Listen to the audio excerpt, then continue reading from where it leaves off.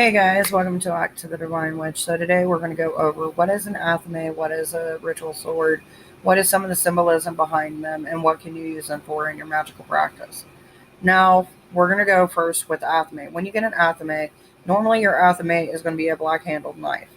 It's going to be something that's smaller that you can use. Like me, when I first started out, I would use like a kitchen steak knife or just something small. If you don't have that, you can even go as far as getting a butter knife, some electrical tape, and taping around it, some paracord. It is whatever that you choose to see fit. Now, the element that I personally associate with my athame is water, and I also consider it to be a feminine energy.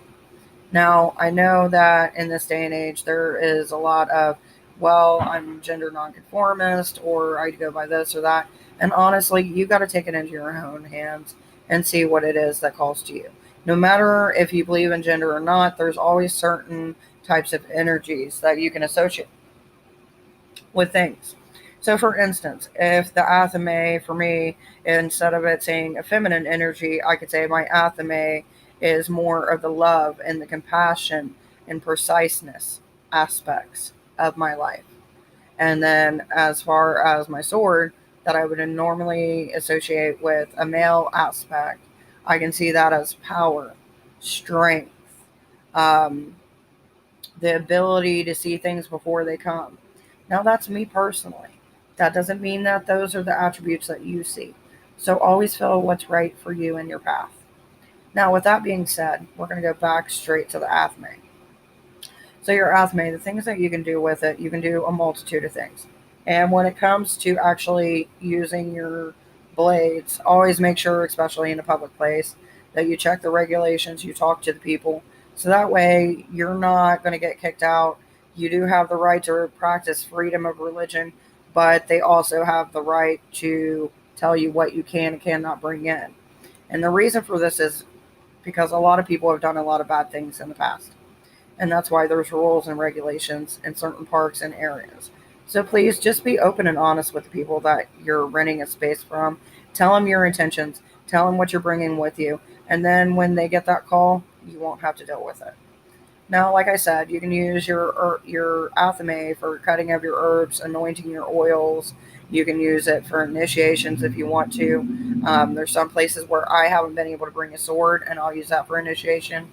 Or sometimes where I'm in a closed space, and like my house, I've got a big house, but it's not like super huge when you got 10 people in there. So I'll go for an athame if I'm doing an initiation in a small area. You can also use it to cut your fruits, your breads, your offerings, whatever it may be. Now, when you start getting into your ritual sword, like I said, with my ritual sword, I normally give it the male attributes because that's what I associate with it. Um, the length, I guess, I don't know, but that's my personal preference, and that's how I do it. You may not be the same. Now, you're going to see a lot of swords being brought up in more ceremonial magic, more old world magic. Um, I'm not going to get into that here because if I did, this would be hours upon hours of information. So, if you guys want to know more about the history of it, I'll be more than happy to do that, but I'm not going to get into it in this video. Now, when it comes with, like I said, with the swords, you're going to see it more in ceremonial magic or close practices.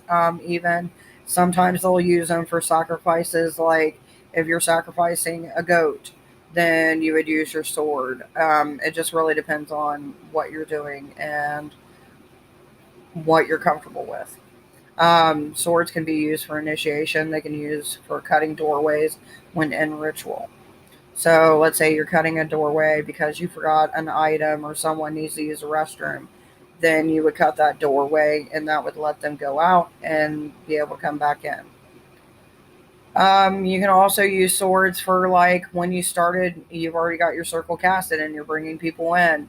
One of the most popular things to do is put a sword against their chest. Do you enter a pure of heart? You can do that. You can also do that with an athame.